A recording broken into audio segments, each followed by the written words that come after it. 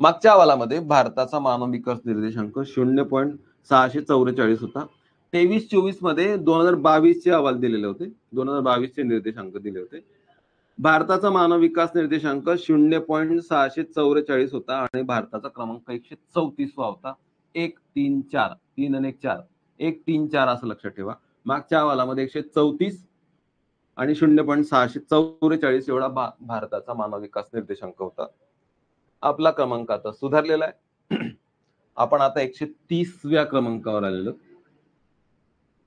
म्हणजे 4 क्रमांकांनी आपण सुधारलेला आहोत मागच्या वर्षाच्या अहवालापेक्षा. ते फक्त लक्षात ठेवा. आता भारत 130व्या क्रमांकावर आहे. 644 वरून आपण आता 685 वर उडी मारलेली आहे. 2025च्या अहवालामध्ये 2023 चे आकडे दिलेले आहेत. ठीक आहे. आणि हा 2025चा अहवाल आहे.